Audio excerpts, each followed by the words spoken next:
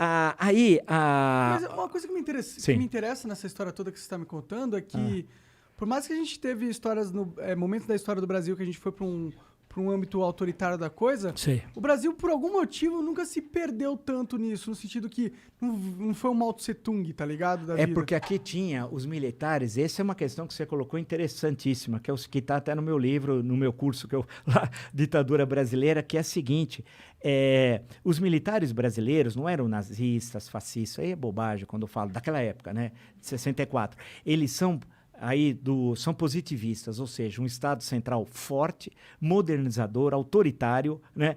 Mas eles são patriotas. Sim, naquele eles momento, sim. Bem do que eles não tem nada a ver com o Bolsonaro. O Bolsonaro é traidor da pátria, né? Ele é okay, traidor. Okay. Ele se ajoelha pro imperialismo americano. Você imagina? Ele se ajoelha para quem salvar os filhos dele. Ele não faz uma coisa. Aí, os militares, você tem um programa naquele momento de nacionalismo, de industrialização rápida, de inserção no Brasil no mundo, do Brasil ser uma potência no hemisfério sul, potência militar no hemisfério sul, vem até a história da bomba atômica, né? Começa a se fazer um programa... Que a gente tem, com certeza, uma não tem. Não, deve ser... Tem o Bolsonaro, que é a nossa bomba atômica. Lembrar que em Hiroshima morreram 150 mil no bombardeio atômico. O Bolsonaro já matou 600 mil no Brasil com a pandemia. Calma.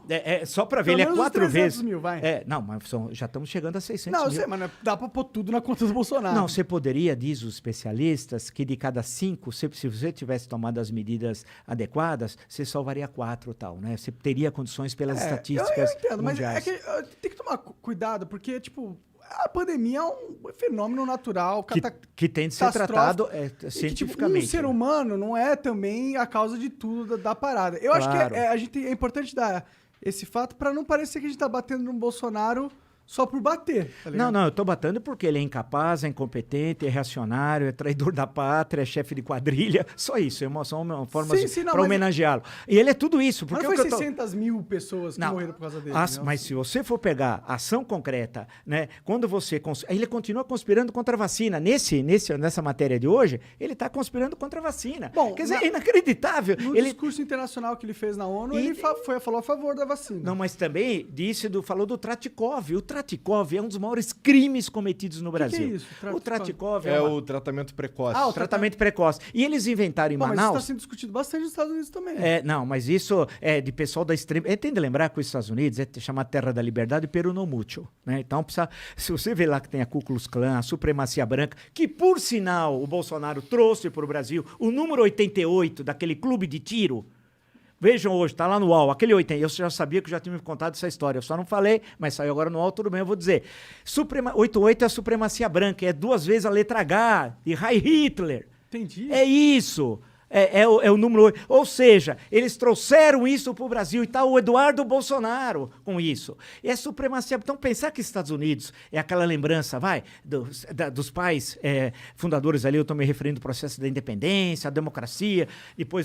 Você tem que lembrar que a emenda 13 da Constituição americana não aboliu a escravidão, hein? Leia, inclusive, a luta até hoje da Angela Davis, leia a continuidade da 13ª emenda. Então, é um negócio complicado, mas que é uma referência em debates políticos para nós, claro que tem coisas fantásticas lá, em termos da cultura, grandes escritores, filmes, não mas é necessário tomar cuidado das coisas que vêm. Eles não são também o arauto da moralidade mundial. Da moralidade também, tem casos lá de terrível corrupção e tal, mas tem coisas extremamente legais, bacanas e tal. Agora, e que nós somos aqui tributários, né? Basta ver a influência dos anos 60 lá aqui no Brasil. Esse por aí vai. mesmo aqui é totalmente baseado na cultura americana. Não, e você pega, outro dia eu estava falando até estava no Jornal da Cultura, só um parênteses, aí tinha um senhor lá, e eu me lembrei de um filme chamado Easy Rider, que aqui chamou Sem Destino, né? Que é um clássico, né? Com o Peter Fonda, o Dennis Hopper e o Jack Nicholson, que provavelmente é o primeiro filme que rouba a cena. E aí você vê o que é os Estados Unidos, porque eles estão fazendo, porque os Estados Unidos foi do leste para o oeste, né? Veio do Atlântico para o Pacífico, processo de ocupação territorial.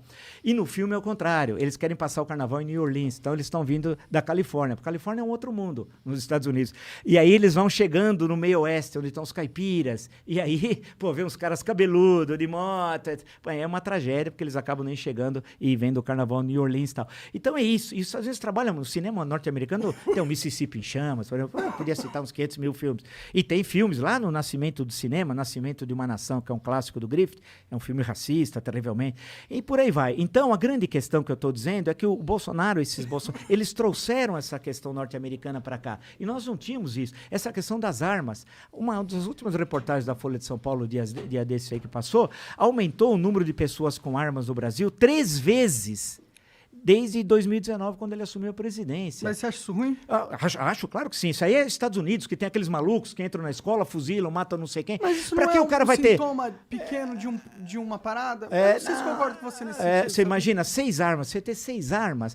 Aqui ele fez um carro decreto. não é uma arma. Você imagina o seguinte, por que o cara precisa de 6 armas? Primeiro, com que dinheiro? O cara hoje não tem dinheiro para comprar arroz, feijão e carne. Quem é que vai comprar 6 armas? Né? Isso vai tudo pro crime organizado, no fundo. Né? Quem vai armar? Mais ou menos. Eu não, vai teria 6 tudo. armas. Vai tudo pro crime organizado. Quem vai ficar com essas armas? É que o crime organizado final... não tem problema de conseguir arma, tá ligado? Sim, ele pode conseguir, as nossas fronteiras Ele é são o crime, despoliciadas. afinal, tá ligado? Mas Ele ele não pode precisa até. comprar legalmente Mas as ele paradas. pode até, se o quiser, se assim o desejar, você veja a facilidade de conseguir ter isso. Então, Mas será que o Estado não está sendo meio babá e não permitir o ser humano ter uma arma? Não, o Estado precisa ter segurança pública, algo que o Bolsonaro nem quer, porque o Bolsonaro é criminoso. Mas esquece Ele o é aliado de Bolsonaro por um miliciano. minuto. Mas esquece o Bolsonaro. Vamos mas pensar em liberdades individuais aqui. Liberdade não é ter uma arma. Isso daí é uma Por que não? leitura da extrema-direita norte-americana. E Será? sabe por quê? Isso está na Constituição dos Estados Unidos, mas você tem que entender, 1776, o que era ter arma num país que você está quase só na faixa aqui atlântica, né? E não tem Estado ainda, a estrutura estatal. Nos filmes de Velho Oeste, acho que claro, todo mundo assistiu os grandes faroeste clássicos, John Ford, Tô jogando por Red Dead exemplo. Redemption, que é o jogo Então, do Velho Oeste, muito foda. E pega o John Ford, que é um irlandês,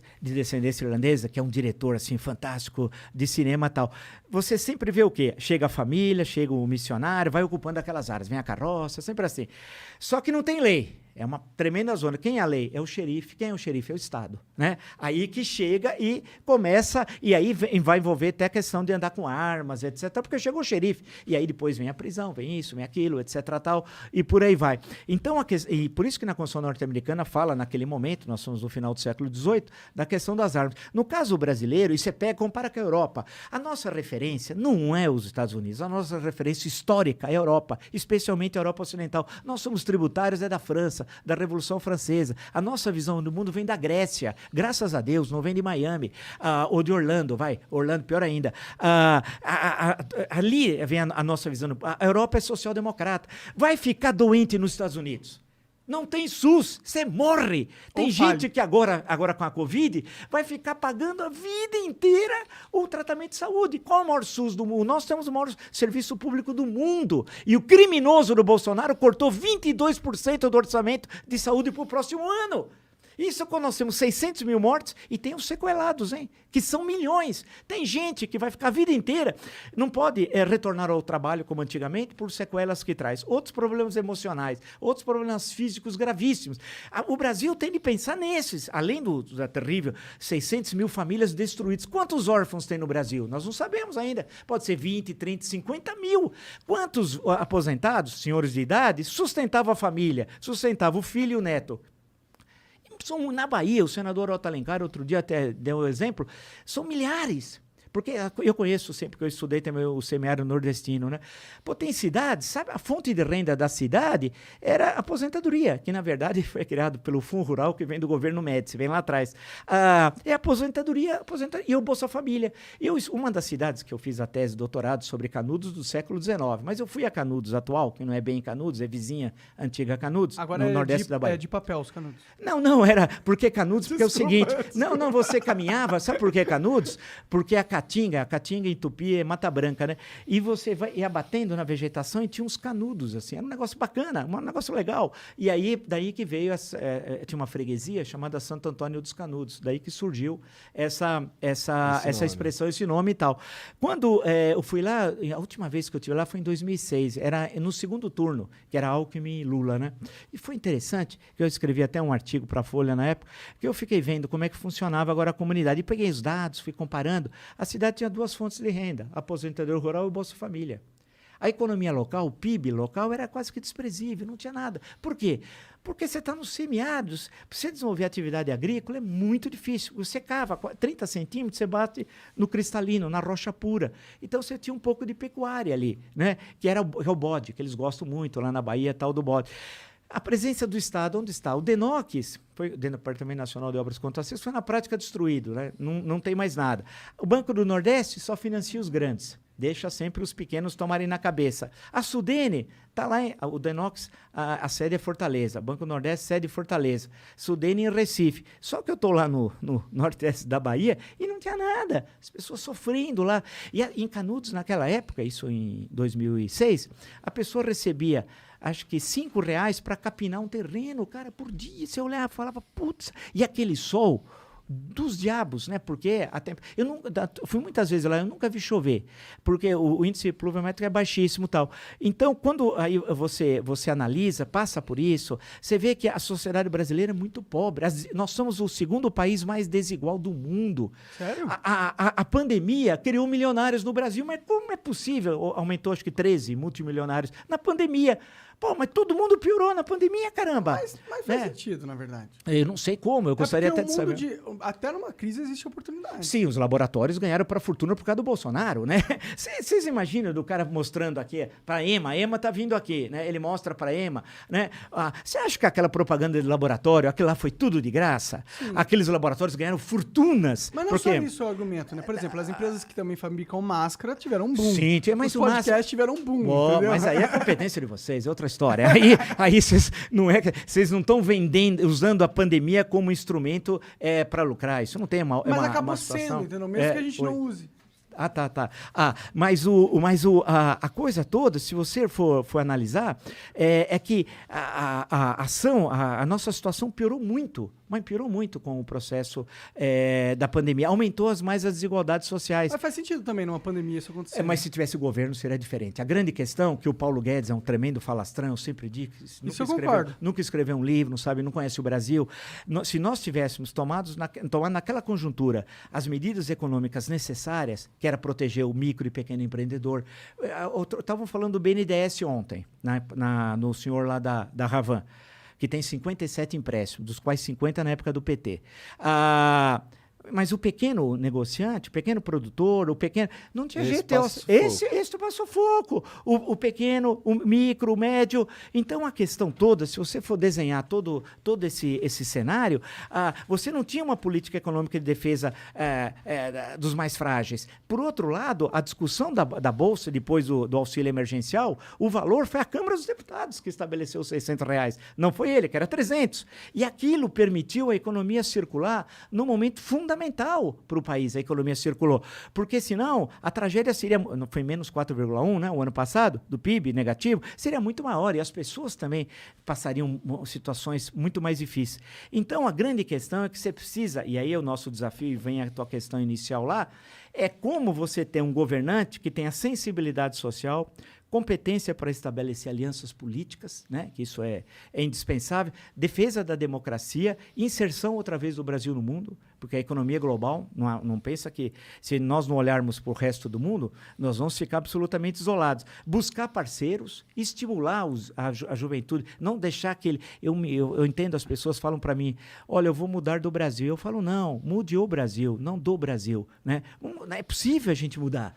Temos que batalhar. Eu já falo, sai daqui quando você pode, mano. Não, tem de mudar, nós temos de mudar. Então nós temos de construir. Você não vai mudar. Só sai daqui, se você pode, sai daqui. Mas nós temos condições, porque as condições estão colocadas. Por exemplo, se você olhar os próprios setor primário, agricultura, a pecuária, que é muito eficiente, nós temos um setor de serviços que pode se desenvolver bastante e muito. Precisamos recriar o setor industrial. O potencial a gente tem. Com certeza. Potencial a gente tem pra caralho. E o setor industrial, você imagina o seguinte... Que precisa ter mas precisa ter plano, precisa ter projeto. Esse governo, isso por exemplo, não tem. tem. O Brasil não tem então, plano. Você olha pro futuro do país, você só vê desgraça. Então você... Não, a gente vê no nosso horizonte próximo aí um Bolsonaro versus Lula. Isso aterrorizante. Isso é aterrorizante. Agora, precisa ver...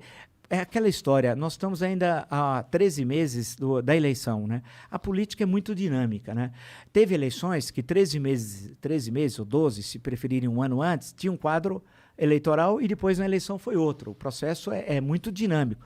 Precisa ver o que vai ocorrer nesse processo, ou seja, como é que isso vai evoluir, né? Precisa ver se o Bolsonaro fica até o final do mandato. Ninguém sabe se vai ter impeachment, se ele pode até renunciar, ninguém sabe novas denúncias. Não, nenhum dos dois cenários é provável, na minha opinião. Tá em aberto. A CPI da pandemia vai apresentar agora dia 20 de outubro o seu relatório. Esse relatório vai para o Tribunal Penal Internacional de Haia, porque tem crimes de lesa humanidade que foram cometidos aqui no Brasil. Então, precisa ver novas denúncias de corrupção. Acontece, tem muitas variáveis que a gente não domina.